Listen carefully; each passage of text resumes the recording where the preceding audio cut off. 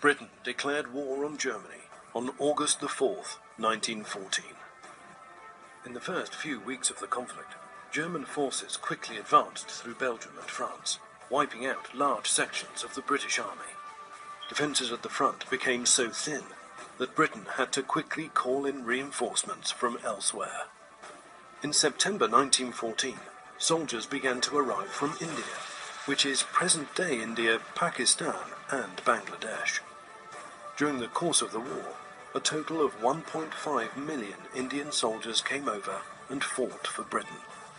Amongst these 1.5 million brave soldiers, there were over 400,000 Muslim soldiers, and at least 89,000 of these Muslims were recorded as having given their lives for Britain. It is a little-known fact that 20% of all British Empire recruits were actually Muslims.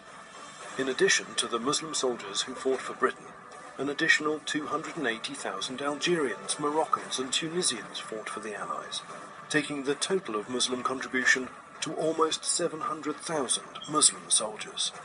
According to military historian Gordon Corrigan, if the Indian Army hadn't arrived when it did, the Germans may well have broken through, and they may well have got to the Channel ports, and the whole history of the war may well have been very different. Some of these Muslim soldiers were awarded the highest military decoration, the Victoria Cross, awarded for valour in the face of the enemy. An exhibition developed by the British Muslim Heritage Centre gives an insight into the selfless sacrifice of Muslim soldiers who valiantly fought for the freedoms and privileges that we take for granted in Great Britain and Europe today. Many British Muslims today, if not most, are direct descendants of those Muslim soldiers.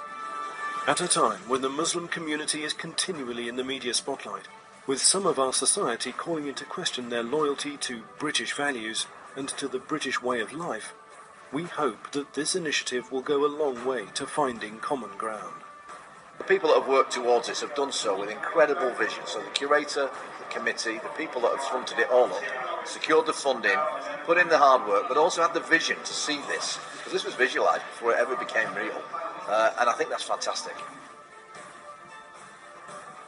I think if people come here with their families, with their children, it will ingrain this idea in them at a young age that different groups within this country have contributed in their own way, but to a common cause. So at a familial level, essentially, if kids come here, that can increase their understanding as they grow up, and that's the kind of legacy we want to create, that people can pass this news on. I think it's a remarkable exhibition, but I think it's an exceptionally important exhibition.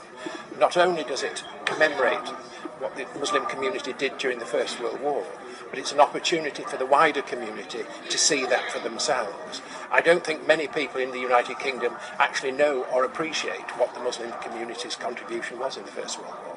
I'm honestly delighted. I think we're clearly proud of the fact of the Muslim contribution over 100 years, and I think the title of the project says it all.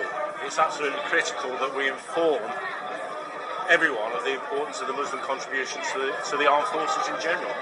These are the stories of the forgotten peoples, and people like Khuda Dad Khan, who had a Victoria Cross 100 years back, and there are many other remarkable stories.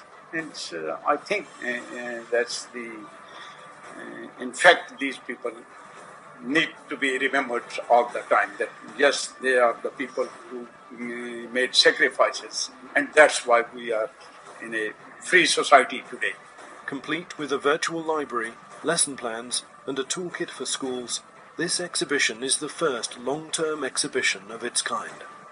The hope is that this exhibition will provide a stimulating platform from which to discuss and celebrate Muslim identity, belonging and contribution, not only to the region, but to the United Kingdom as a whole. We are open to the public 7 days a week. For more information, visit